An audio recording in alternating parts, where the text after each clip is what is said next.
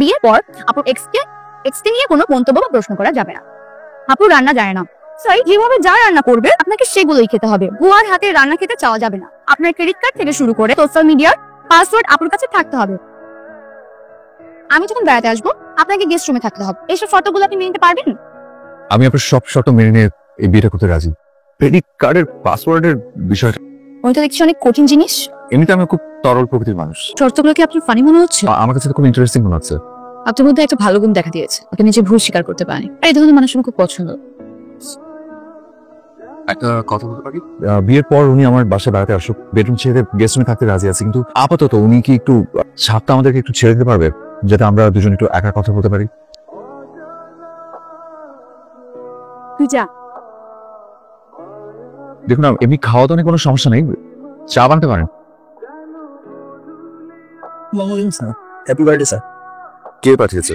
গত বছর এক ম্যাডাম আমাদের অফিসে এসেছিলেন। ম্যাডাম এখানে? জি স্যার।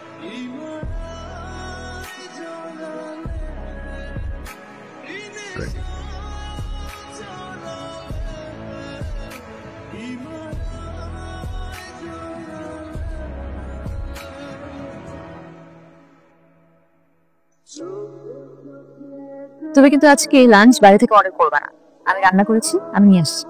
আজকে থেকে আমার সংসার শুরু। তোমার কষ্ট করে নিয়ে এসে কি দরকার? আমি রাতে খেয়ে নেবো। ইউটিউব থেকে আমি নতুন একটা রান্না শিখেছি, কলমি শাক দিয়ে গরুর কলিজা। কলমি শাকের গরুর কোলে যাব না? আমার বউয়ের হাতে প্রথম রান্না। আল্লাহ ভালো ভালো পুরুষরা পার করে দাও। Hello sir. চলে এসছো? এসো দেখি তোমার নতুন রান্নার চেহারা দেখি। বিড়ি গল্প হচ্ছে না কলমি শাক থেকে? তুমি আমাকে এবার বোকা বানাবে আমি তো ভাবতেই পারিনি। তুমি এটা রেস্টুরেন্ট থেকে নিয়ে আসছো।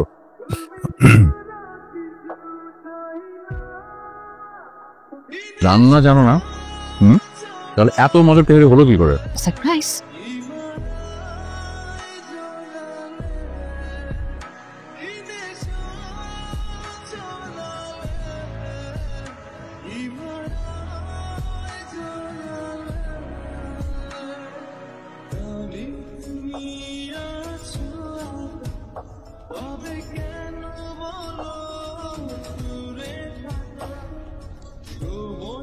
চলে আসার পর থেকে আমাকে কেউ কিচ্ছু খেতে দেয় না। মানে আমার মনে হচ্ছে তোর ওজন একটু বাড়ছে।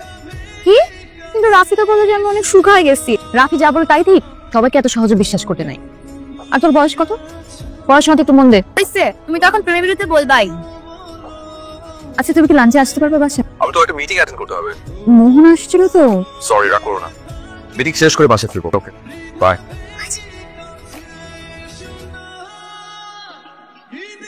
না আমি না অবাক হয়ে গেলাম। কি হচ্ছে তোর দিন দিন? পুরো পিজাটা তুই নিজে খেলে একবার স্বাদ দিও না। আপন মানুষের সাথে কিসের ফর্মালিটিস রে? তোর দুলা ভাইকে বল এখানে আসতে। দিব কিচ্ছু দিতে হবে না, বস দরজাটা বন্ধ করে। মোরা গেস্ট রুমে ঘুমাবে, আমি এখানে থাকবো। মানে বিয়ের আগে ওটাও। হ্যালো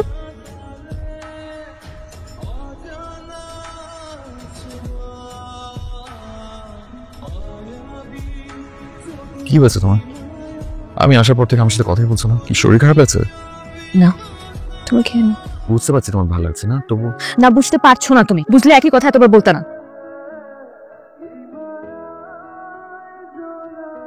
আমি জানতাম রিহাবে গিয়েও তুমি ঠিক হবে না। তোমার থেকে ভালো আমাকে আর কে জানবে শুনো? ভালো করে জানতে যে আমি কোনোদিন ড্রাগ থেকে বেরিয়ে আসতে পারবো, তেমনই জানতাম তুমি আমাকে কোনোদিন ভুলতে পারবা না। আমি রেফ থেকে বেরিয়ে সরাসরি তোমার কাছে চলে আসি, আমার সঙ্গে করে তোমাকে নিয়ে যেত। আমি তোমাকে ভুলি নাই, কারণ আমি তোমাকে মনে প্রাণে ভালোবেসেছিলাম। তুমি কি আমাকে ভালোবেসেছিলে? তোমাকে ঠিক করার চেষ্টা করেছিলাম। 1.5 বছর আমি তোমার অপেক্ষা করেছিলাম। সবসময় তোমাকে বিশ্বাস করেছি, সবসময় তোমার নেশায় ডুবে তুমি আমাকে রাস্তায় মানুষের সামনে পিটিয়েছো, আমার বাবাকে অপমান করেছো। কিন্তু তোমাকে যে অবস্থা অন্য একটা মেয়ের সাথে আমি পেয়েছিলাম, সেটা দেখার পর আমি কিভাবে মেনে নেব? আমি তোমাকে কখনোই ভুলতে পারবো না, একজন প্রতারক হিসাবে। বাহ, বিয়ের পর অনেক ভালো কথা বলতে শিখে গেছো। সত্যিকারের ভালোবাসা কি সেটা শিখেছি। ওয়েল ওয়েল ওয়েল, আমি এর মধ্যে তোমার বিয়ে হয়ে যায়, আই ডোন্ট কেয়ার। আমি ওগুলো কোনো কিছু বদার করি না। আমি তোমার কাছে ফিরে আসছি না, এখন তুমি আমার কাছে ফিরে আসো। কিন্তু আমার কাছে এটা অনেক কিছু। আমি যাকে বিয়ে করেছি সে আমাকে সত্যিকারের ভালোবাসে। তুমি দেখা করতে চেয়েছো, রিকোয়েস্ট করেছো, তাই আমি এসেছি। আমাকে সংসারটা করতে দাও। তুমি খুব ভালো করেই জানো আমার নিজের রিকোয়েস্ট ছাড়া আমি আর কারোর রিকোয়েস্ট রাখি না। সোহানা, তোমাকে আবার এই জায়গায় আসতে হবে।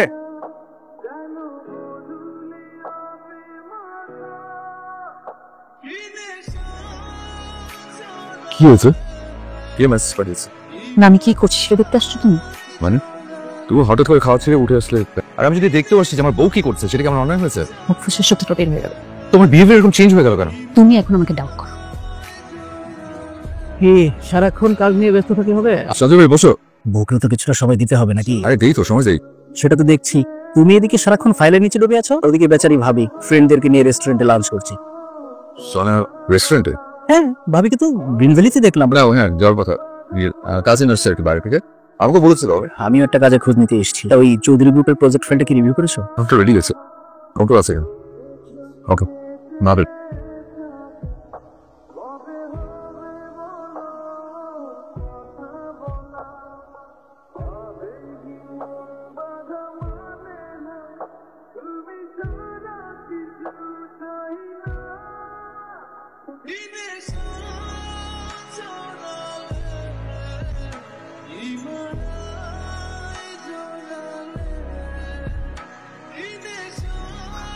তুমি কি এখন ডিনার করবো?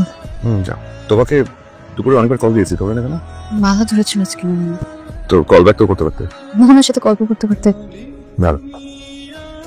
হ্যালো, ভাবি এটা বড় ঝামেলা হয়ে গেছে, এখন একটু উত্তরা থানায় চলে আসে। আচ্ছা ঠিক আছে, তুমি আপনি ওখানে থাকেন, আমি আসছি। আমার কলিগ একজন উচ্চ শিক্ষিত এবং ভদ্রলোক। বুঝতে পারছি না যে উনি কেনই বা। স্যার, দুজন ভদ্রলোক আসছি। ভেতরে পাঠাও।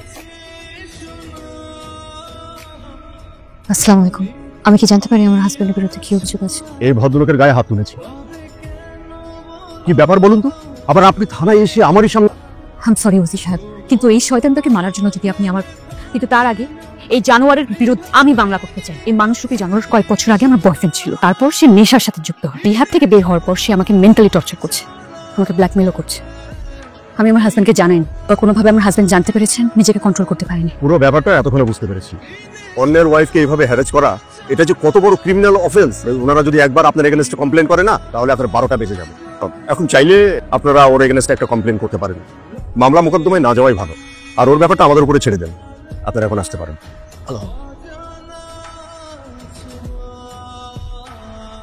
ছেলেটা আমাকে দিয়ে কষ্ট করে এত কিছু কেন টানাচ্ছিস? আজকে তোর ভাইয়ার জন্মদিন, কিন্তু আমি চাই ও যেন আমাকে সবসময় মনে রাখে। এই জন্য এই প্ল্যানটা করা। ওদেরকে দেখে না আমার রাফিকে বিয়ে করে ফেলতে মন চায়। ভাইয়া, এদিকে তাকান। আঙ্গুলে ঘি না ওঠে, তাহলে আঙ্গুলে কিভাবে বাঁকা করে ঘি তুলে সেটা আমাকে ছাড়ো। তোমাকে বলছি না আমি নিয়ে যাবো। তোর বলেছে তোকে তুলে নিয়ে যাবো একটু।